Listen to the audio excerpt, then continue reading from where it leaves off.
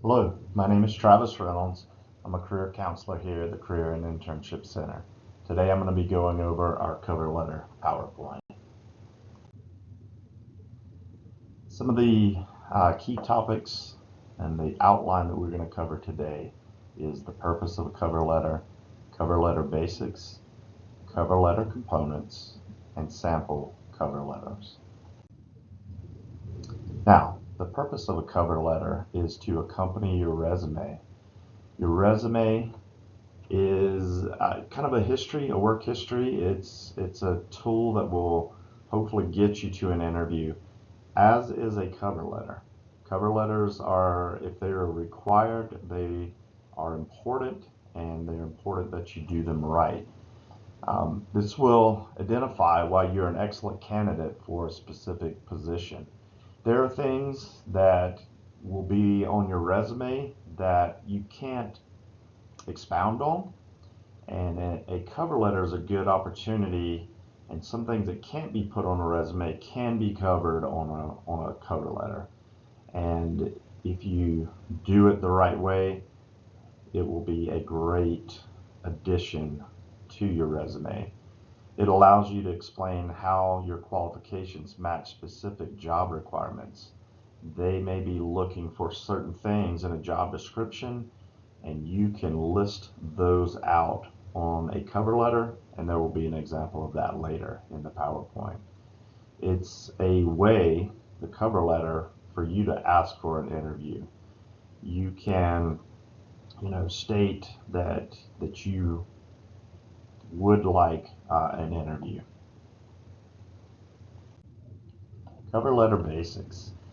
A cover letter is used to complement your resume, not just to restate the same information that's on your resume. This is a chance for you to do so much more, to highlight your skill sets, your transferable skills, your hopefully relevant work history.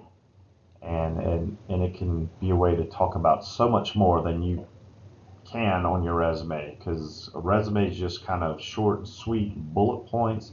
This will give you the opportunity to give more details, but not just to go over what's on your resume. Make sure that you research the company. If you talk about the company, it's a good way to display your knowledge of the company, culture, or industry.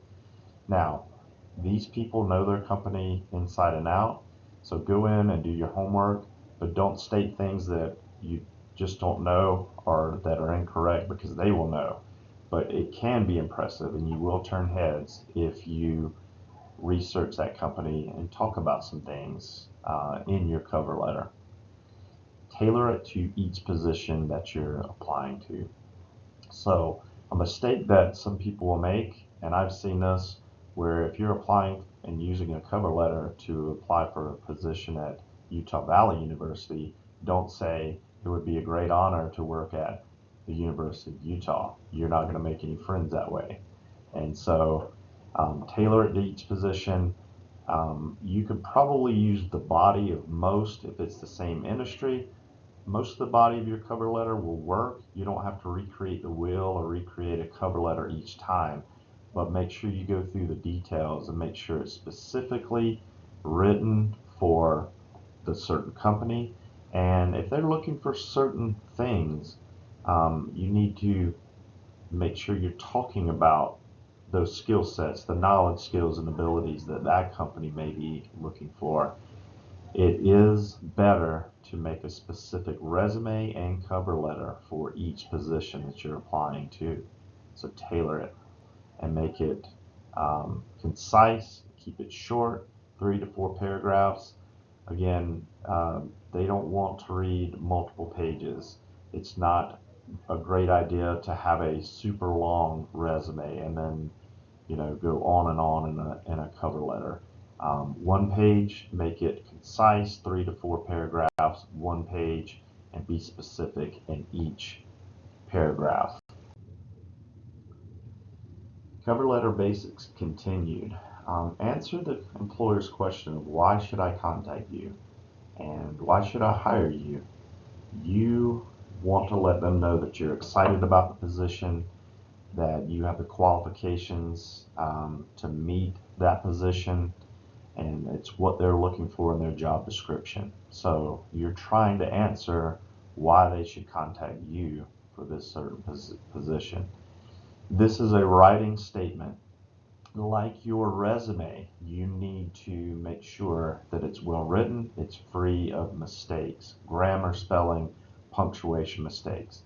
So have others read it over, have them give you feedback on it, or you can use programs like Grammarly that will correct those things.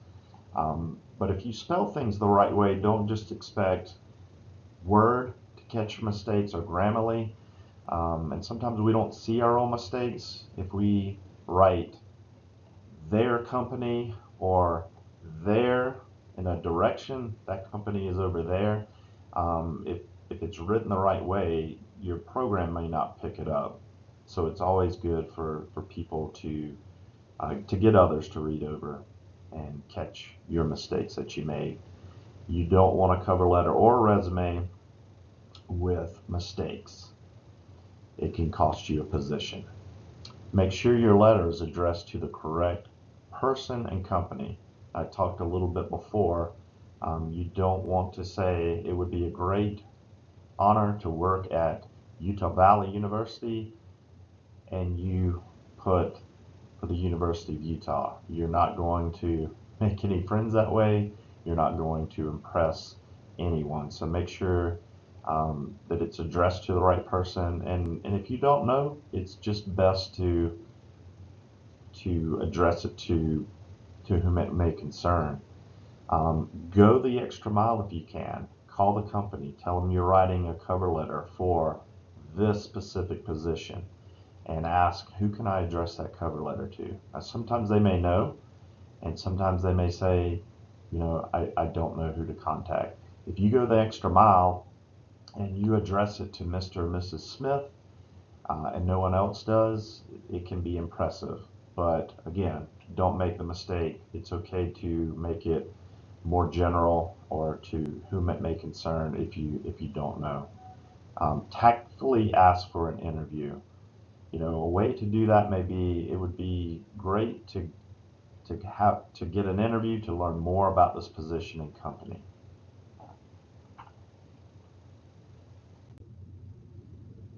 Cover letter format. When I write a cover letter, this first one, the header, we recommend that you use the same header as your resume. I think of my headers as stationary. If I'm writing a recommendation or a reference page, it's going to have the same format, the same header, my name, phone number, email address, and maybe where I live, city, state, zip. And my cover letter will start that same way. Then you'll add the date, their heading, their company name, title of the contact, company name and street address, and then you're going to start with a greeting. Dear Mr. or Mrs., or to whom it may concern. Your first paragraph, and then a second paragraph and third paragraph. The first paragraph is an introduction. The second paragraph is kind of your meat and potatoes. That's where you're going to talk mostly about your qualifications. And then the third paragraph is conclusion. You tactfully ask for an interview. You're closing your cover letter. Here is an example, a sample of a cover letter. So hopefully Susan Senior, their header is the same that they have on their resume. Then you see the date, then the company's contact information. You address it to Dear Mr. and Mrs. The first paragraph will state the position you're applying for, perhaps how you became aware of that position, why you're interested. They should be picking up on it that you're interested and you're excited about the position. And then give a brief synopsis of why you're a top candidate for that position. The second paragraph will be offering your sales pitch, outlining what you have to offer to the employer. Show your credentials. Talk about your relevant work history. the things that you've done. You're trying to match your skill set, your hopefully relevant work experience with what they are looking for.